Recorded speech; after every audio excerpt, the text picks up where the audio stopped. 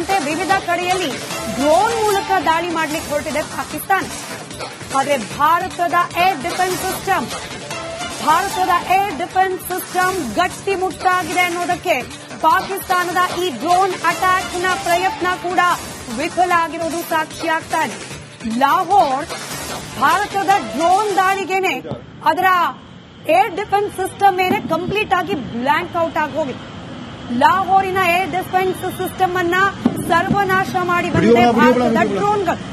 ಆದರೆ ಪಾಕಿಸ್ತಾನದ ಡ್ರೋನ್ಗಳು ಭಾರತದ ಗಡಿಯ ಒಳಗೆ ಬರ್ತಾ ಇದ್ದ ಹಾಗೆ ಜಮ್ಮುವಿನ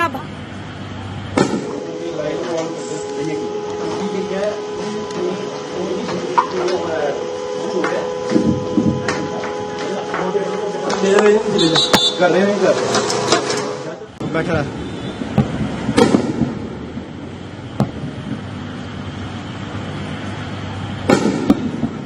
हो जा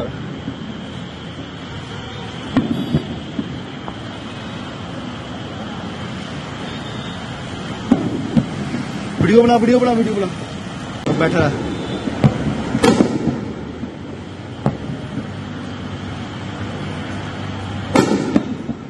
हो जा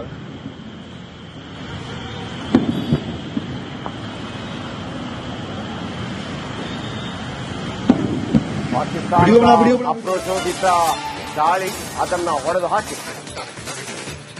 ಜಮ್ಮು ಕಾಶ್ಮೀರದ ಸಾಂಬಾದಲ್ಲಿ ಗುಂಡಿನ ಮೊರೆತ.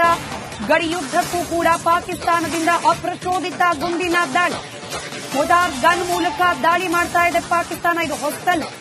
ಪಹಲ್ಗಾಮ್ನ ದಾಳಿಯಾದ ಮರುದಿನದಿಂದಲೂ ಕೂಡ, ಇನ್ಫ್ಯಾಕ್ಟ್ ಅದೇ ದಿನ ಪಹಲ್ಗಾಮ್ನಲ್ಲಿ ಏಪ್ರಿಲ್ 22ಕ್ಕೆ ಉಗ್ರಗಾಮಿಗಳ ಅಟ್ಯಾಕ್ ಆಗುತ್ತೆ. ಆ ದಿನದಿಂದ ಈ ದಿನದವರೆಗೂ ಎಲ್ಒಸಿಯ ಉದ್ದಗಲಕ್ಕೂ ಕೂಡ ಪಾಕಿಸ್ತಾನದ ಸೇನಾಪಡೆಯಿಂದ ದಾಳಿ ಆಗ್ತಾ ಇದೆ.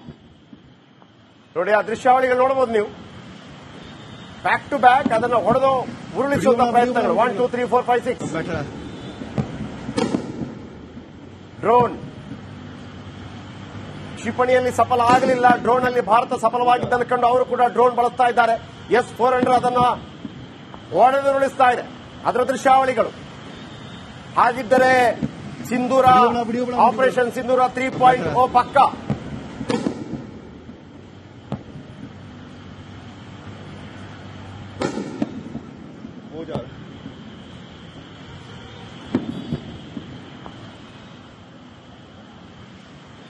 ರೈಟ್, ನಮ್ಮ ಜೊತೆಯಲ್ಲಿ ಕರ್ನಲ್ PV ಹರಿ ಅವರು ಕನೆಕ್ಟೆಡ್ ಇದ್ದಾರೆ.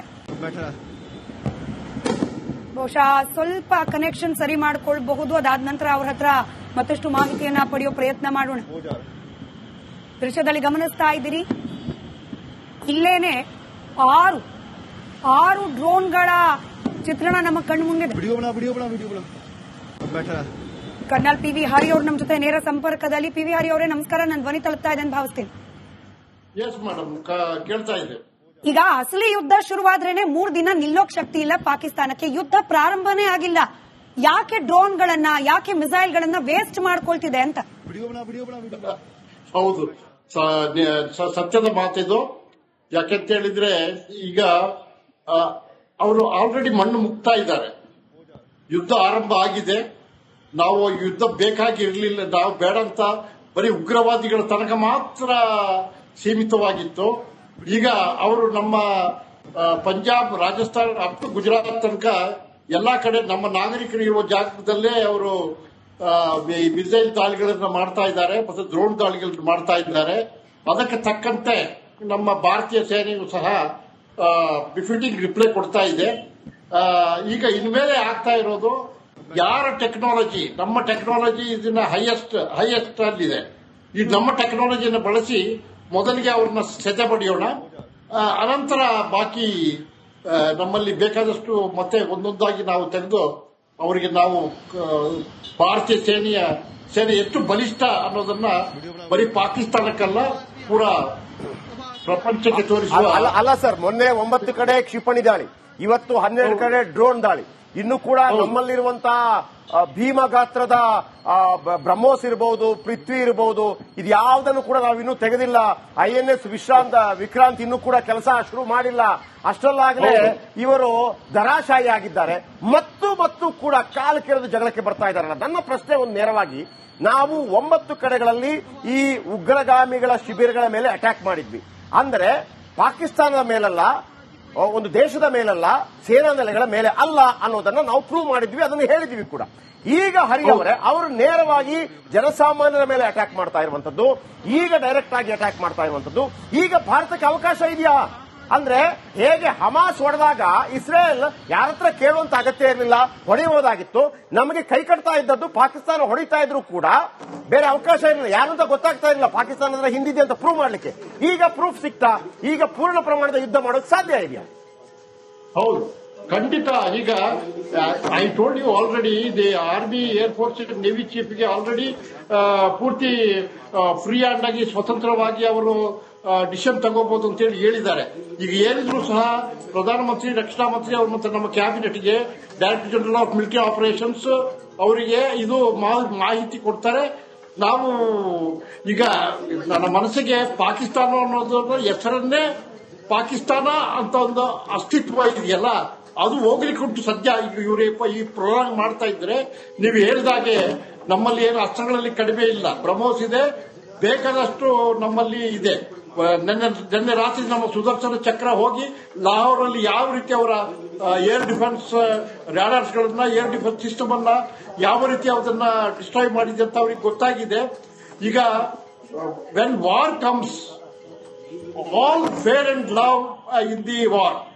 ಯಾವುದು ವಾರಲ್ಲಿ ಹಿಂದೆ ಮುಂದೆ ನೋಡುವ ಅವಶ್ಯಕತೆ ಇಲ್ಲ. ಈಗ ಯಾವ ನಮ್ಮ ನಾಗರಿಕರ ಮೇಲೆ ದಾಳಿ ಆದ್ರೆ ಒಂದೇ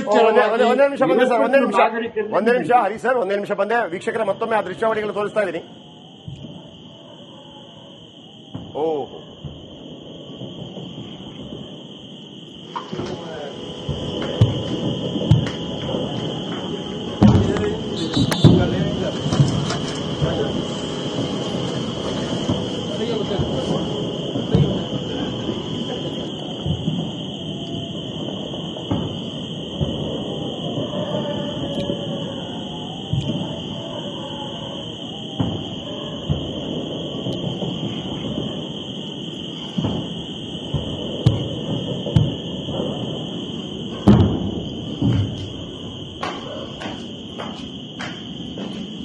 ದೃಶ್ಯದಲ್ಲಿ ಗಮನಿಸ್ತಾ ಇದ್ದೀವಿ, ಜನವಸತಿ ಪ್ರದೇಶದ ಕಡೆಗೆ ನುಗ್ತಾ ಇತ್ತು ಡ್ರೋನ್. ಆಕಾಶದಲ್ಲಿ ಅದನ್ನ ಹೊಡೆದು ಉರುಳಿಸಿದೆ ಭಾರತದ ಏರ್ ಡಿಫೆನ್ಸ್ ಸಿಸ್ಟಮ್.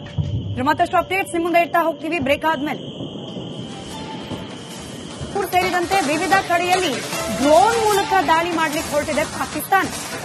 ಆದರೆ ಭಾರತದ ಏರ್ ಡಿಫೆನ್ಸ್ ಸಿಸ್ಟಮ್ ಗಟ್ಟಿಮುಟ್ಟಾಗಿದೆ ಅನ್ನೋದಕ್ಕೆ ಪಾಕಿಸ್ತಾನದ ಈ ಡ್ರೋನ್ ಅಟ್ಯಾಕ್ ನ ಪ್ರಯತ್ನ ಕೂಡ ವಿಫಲ ಆಗಿರೋದು ಸಾಕ್ಷಿಯಾಗ್ತಾ ಇದೆ. ಲಾಹೋರ್ ಭಾರತದ ಡ್ರೋನ್ ದಾಳಿಗೆನೆ ಅದರ ಏರ್ ಡಿಫೆನ್ಸ್ ಸಿಸ್ಟಮ್ ಏನೇ ಕಂಪ್ಲೀಟ್ ಆಗಿ ಬ್ಲಾಂಕ್ ಔಟ್ ಆಗಿ ಹೋಗಿದೆ. ಲಾಹೋರಿನ ಏರ್ ಡಿಫೆನ್ಸ್ ಸಿಸ್ಟಮ್ ಅನ್ನ ಸರ್ವನಾಶ ಮಾಡಿ ಬಂದಿದೆ ಭಾರತದ ಡ್ರೋನ್ಗಳು. ಆದರೆ ಪಾಕಿಸ್ತಾನದ ಡ್ರೋನ್ಗಳು ಭಾರತದ ಗಡಿಯ ಒಳಗೆ ಬರ್ತಾ ಇದ್ದ ಹಾಗೆ ಜಮ್ಮುವಿನ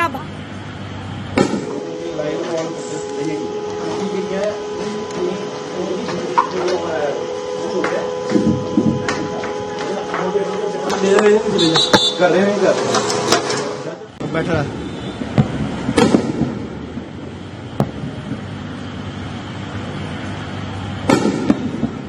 हो जा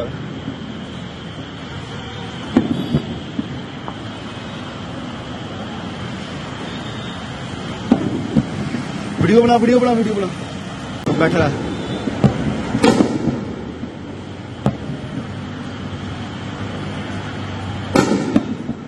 हो जा